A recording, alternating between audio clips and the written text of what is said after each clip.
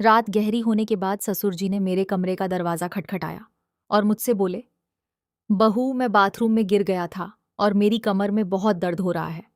अगर तुम थोड़ी मालिश कर देती तो शायद मुझे थोड़ा आराम मिल जाता। मैंने उन्हें अपने बिस्तर पर लेटा लिया और धीरे धीरे उनकी कमर की मालिश करने लगी। पर इसके बाद जो हुआ उसकी आप कल्पना भी नहीं कर सकते, क्योंकि इसके बाद मेरी पूरी जिंदगी बिखर गई थी। हेलो दोस्तों, आज की इस अनोखी कहानी में आप सभी का स्वागत है। मेरी शादी के 5 महीने बाद ही मेरे पति का देहांत हो गया था और मेरी जिंदगी में ग्रहण लग गया था। मेरे पिताजी ने बड़ी मुश्किल से मेरी शादी करवाई थी, लेकिन 5 महीने के अंदर ही मैं फिर से अपने मायके वापस आ गई थी। मेरे मायके में मेरी माँ नहीं थी। जब मैं 10 साल की थी तभी मेरी माँ का देहांत हो गया था।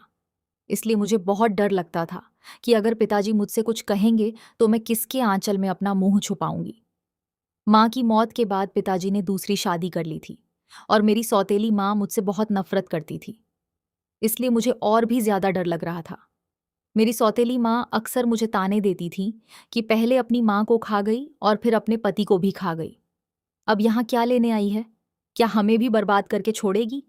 ये सब ताने मुझसे बर्दाश्त नहीं होते थे, पर मैं और कर भी क्या सकती।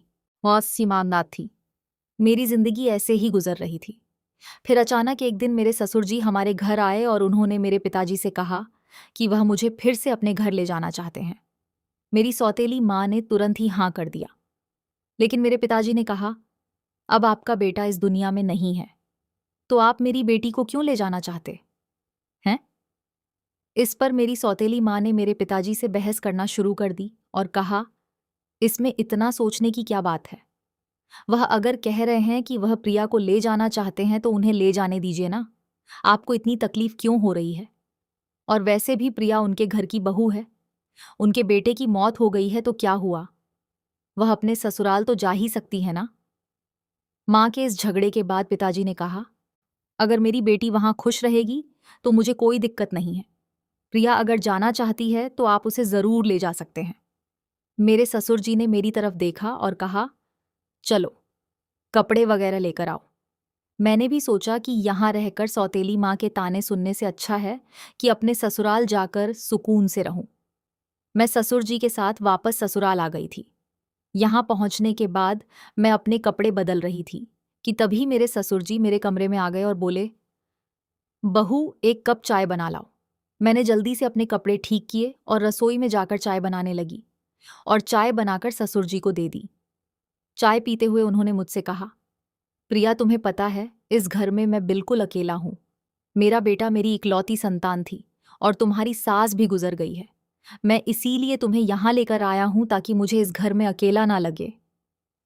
मैंने कहा, पिताजी आप बिल्कुल चिंता मत करें, मैं भी तो आपकी बेटी की तरह हूं। मैं हमेशा आपके साथ रहूंगी। फिर ससुर बोले, मुझे पता है कि तुम मेरे साथ रहोगी, क्योंकि तुम्हारी सौतेली माँ तुम्हें मायके में कभी शांति से नहीं रहने देगी। इसी तरह दिन गुजर रहे थे और हम दोनों एक दूसरे का सहारा बने हुए थे। 6 महीने बाद एक रात मैं अपने कमरे में सो रही थी कि तभी देर रात किसी ने मेरा दरवाज़ा खटखटाया। मुझे समझ आ गया था कि यह मेरे ससुर जी ही होंगे, क्योंकि इस घर में हम दोनों के अलावा कोई और नहीं था। और आधी रात को कौन दरवाज़ा खटखटाएगा?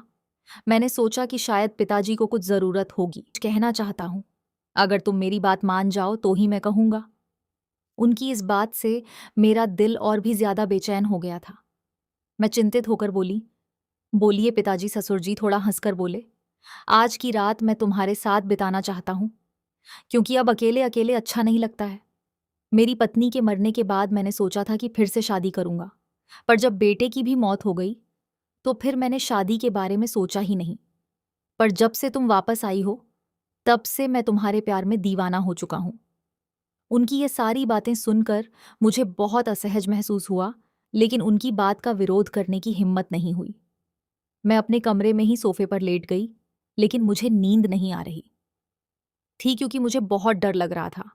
ससुर जी ने मुझसे कहा, बहू मुझे लगता है मैंने तुमसे कुछ गलत नहीं कहा। मैं चाहता हूं कि वह तुम मुझसे शादी कर लो ताकि हमारे रिश्ते को कोई गंदा नाम ना दे। तभी मैं हक्का बक्का होकर बोली, ससुर जी आप यह सब क्या कर रहे हैं? आप मेरे ससुर हो। ससुर का दर्जा पिता के समान होता है और आप मुझसे शादी की बात कर रहे हो। आप बोलने से पहले एक बार सोच तो लो कि आप क्या क्या बोले जा रहे हैं। हो तभी मेरे ससुर बोले, देखो बहू, मैं मानता हूं कि मैं कभी तुम्हारा ससुर था, लेकिन तुम्हारे पति को मरे हुए अब 1 साल हो चुका है। जब मेरा बेटा ही नहीं रहा तो हमारे बीच में ससुर और बहू का रिश्ता कहाँ बचा है। माँ, मैं भी अकेला हूं और तुम भी अकेली हो। हम पति पत्नी बनकर जिंदगी भर एक दूसरे का साथ दे सकते हैं। उनकी ये बातें सुनकर मेरा मन विचलित हो गया था। मैं आगे और कुछ भी नहीं बोल पाई। एक और सौतेली माँ के अत्याचार और दूसरी तरफ ससुर जी का यह अजीब व्यवहार। मैं तो इन दोनों के बीच ही फंस गई थी।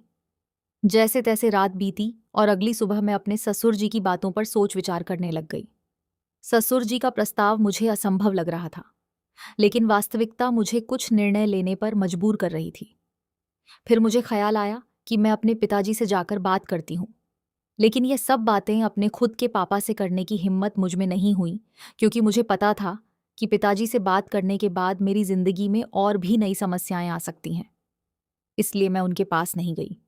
एक दिन ऐसे ही शाम को फिर से मेरे ससुर जी ने मुझसे कहा, बहू, मैंने तुमसे कुछ गलत नहीं चाहा। मैं बस इतना चाहता हूं कि तुम हम दोनों के सूने जीवन में खुशियां भर दो। मैं अकेले नहीं रह सकता और तुम भी कब तक अकेले रहोगी? तुम्हें भी तो पति की जरूरत सताती होगी। ससुर जी के मुंह से फिर से ये सब बातें सुनकर मैं तो अंदर से कांपने लगी थी और आगे कुछ बोल ही नहीं पाई। समय धीरे धीरे बीतता चला जा रहा था और ऐसे ही धीरे धीरे मेरे और ससुर जी के बीच एक अजीब सा संबंध बनता चला जा रहा था। पति की मौत के बाद मैंने सोचा था कि अब मैं इस दुनिया में बिल्कुल अकेली हो गई हूं, लेकिन मेरे ससुर जी ने मेरे प्रति जो भावनाएं जाहिर की थीं, उन्होंने मेरे जीवन को एक नई दिशा में मोड़ दिया। उनके शब्दों ने मुझे भीतर तक झकझोर कर रख दिया था। जब भी मैं सोने जाती थी तो उनकी कही हुई बातें मुझे परेशान करती थीं। वह कहते थे कि मेरे साथ रहने से उन्हें अपने अकेलेपन का एहसास नहीं होता और वह चाहते थे कि हम दोनों एक नई जिंदगी की शुरुआत करें। उस रात की बातचीत के बाद मैंने खुद को बहुत असमंजस में पाया। मेरे मन में कई सवाल उठ रहे थे कि क्या यह करना सही होगा? क्या यह समाज के नियमों के खिलाफ नहीं जाएगा?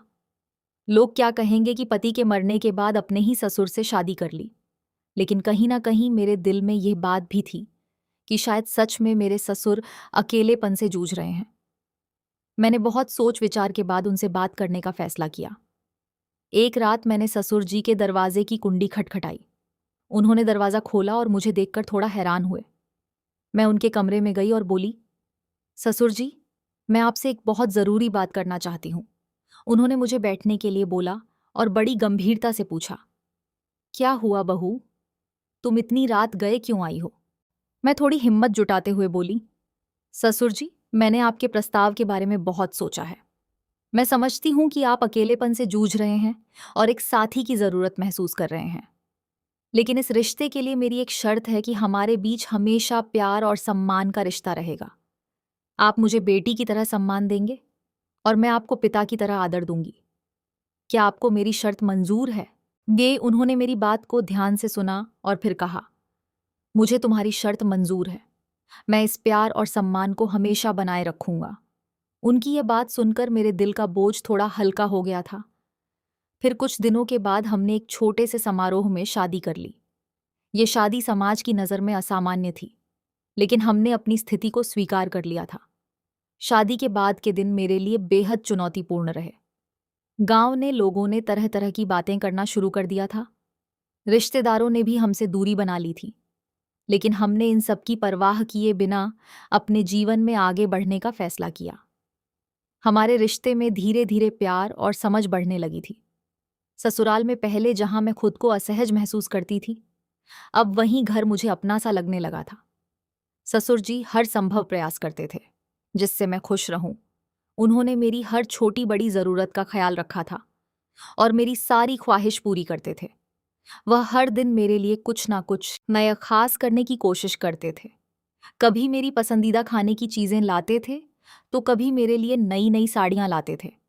धीरे धीरे मैंने उनके प्रति एक अलग तरह का आदर महसूस करना शुरू कर दिया था।